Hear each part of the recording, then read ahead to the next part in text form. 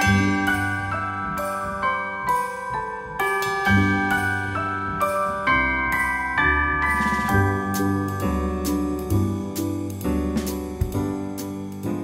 I'm Kathy from the Delafield Quilt Company. If you're new here, welcome. I love quilting and I share the projects that I'm working on and how I made them via this channel. And the project I'm going to share with you today is actually a quilt that I'm making for my dog Charlie, because the print in the middle looks just like him, so I thought it'd be a nice little holiday quilt for him. So this quilt does use a panel, but you could use really anything for the center if you want to make something that looks similar. And if you have a panel and you weren't quite sure what to do with it, you might want to watch this video because I might give you some ideas on what you can do to make it into a quilt. Alright, I hope that you enjoy the video. So here are the fabric requirements you need to make this blanket.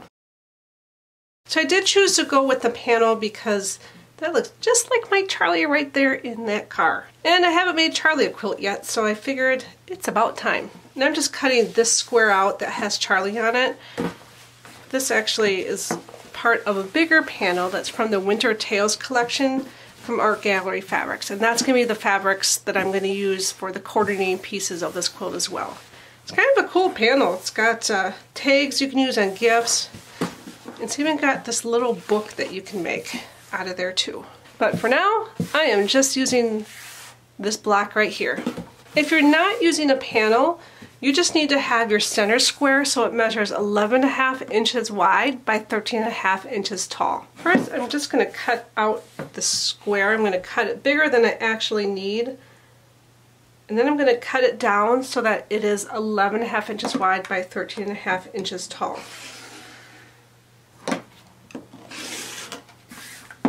And I'm going to use the guides on my mat just to help make sure I'm keeping this as straight as I can. Sometimes panels can be a little bit tricky because they're not always straight. You may need to pull them a little bit just so they're a little more straight.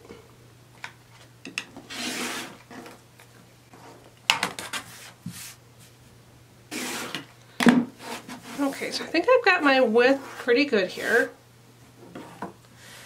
And now my length needs to be 13.5 inches. Okay, here's my little Charlie panel. Right, here are the other fabrics that I'm going to be using for Charlie's quilt. And these are all again from the Wintertales from Art Gallery Fabrics. So we got this red star. I thought these little doggies were really cute. A little stripe, stars, and then this nice light mint color. Okay, now that I've got the panel cut and I've got my fabrics here, I'm going to start cutting all the pieces. And here are the cutting requirements. Alright, so I'm going to start with this Charlie panel here first, and I'm going to sew the sides on here first, and then I'm going to press the sides, and then I'm going to put the top and bottom on. I'm just using a scant 1/4 inch for all my pieces.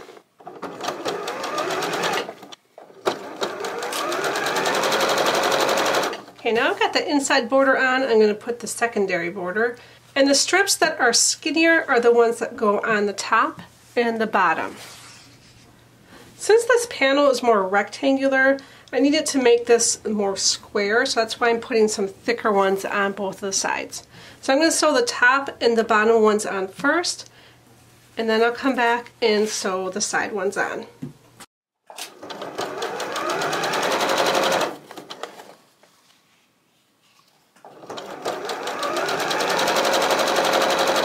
Alright, the inner part of this quilt is now done, and now the fun part, the borders. So the borders consist of some stripes and some stars.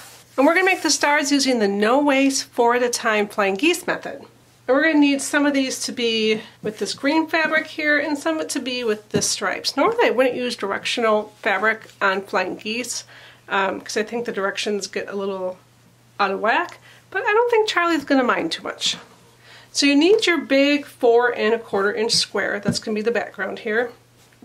And then we need some of our red squares. These are the 2 3/8 inch squares.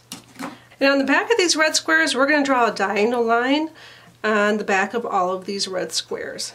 And when I draw my lines, I do like to have the ruler slightly below each of the points on the diagonal. That way I've allowed for the thickness of the writing utensil I'm using. I'm just using a pencil because we're going to cut right on this line and you're not going to see it. Okay, once you have your lines drawn, then you're going to take your 4 1/4 inch square, and you're going to first take 2 of your squares, and you're going to line 2 of them so that their line that's on the back of them line up on that diagonal of that larger square. Just like that. They should overlap a little bit in the center here. And you could put a pin to keep these in place. I'm just going to, since they're smaller, I'm just going to hold onto this and take it to the sewing machine. And then when I'm at my sewing machine, I'm just going to sew 1/4 inch on both sides of the line. I am using a scant 1/4 inch when I sew this. Now that I've got this sewn on both sides of this line, I'm just going to slice right on that line.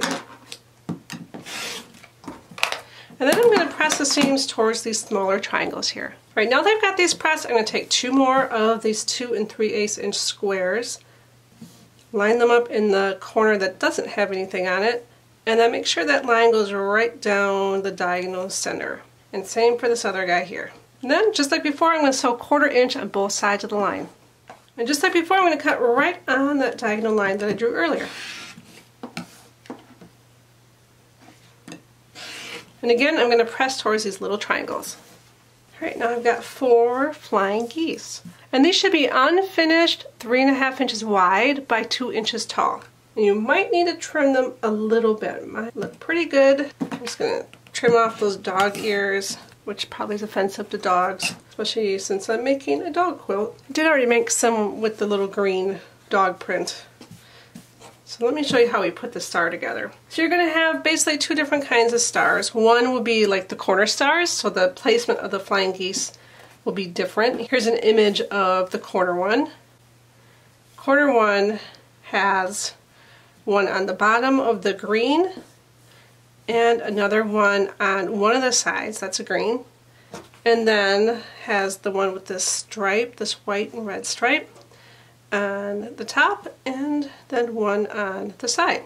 And then for the ones that are not corner ones, it's going to be 2 of the greens on the sides and 2 of the ones with the red and white stripes on the top and bottom.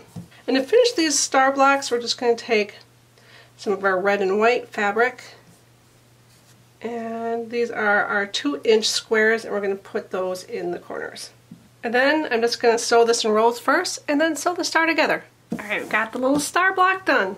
Turned out really cute. Okay, I'm going to move on to the outer borders. And if you are using longer cuts, maybe traditional back quarters or half-yard cuts, you might want to just cut your 2 inch strips so they're the width of the fabric. And then once you sew these together, then you can cut them down to the 7.5 inch segments that we need. By doing that, I think you'll save yourself some cutting time. Alright, and then for the green, I actually had it in a fat quarter, so I'm just going to cut this width of the fabric in half and still sew this in one great section and then cut it down to 7.5 inches sections that I need. And to sew it, very simple. Put one of these stripe pieces on the top and one of these stripe pieces on the bottom, and then I'm just going to use a 1/4 inch seam on both sides of the green strip. Okay, I've got one of my sections sewn, and now I'm just going to cut that down to 7.5 inch sections here. Let's start with a nice straight edge, and then 7.5 inches.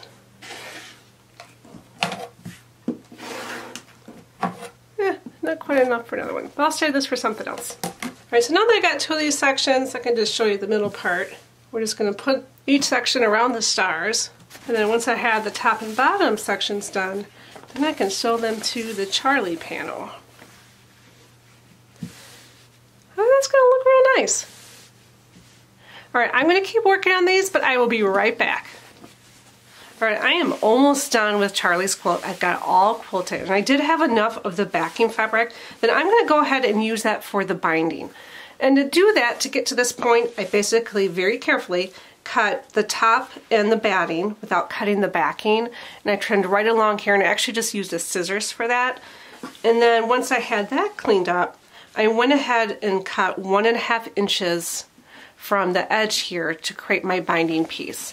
And basically what I'm going to do on this is fold it in half. I'm going to press it with the iron, fold it in half again, and then I'm just going to top stitch right on the edge here. And that way I'll have the binding, and it really should go pretty quick because I don't have to cut anything separate and sew it on separately.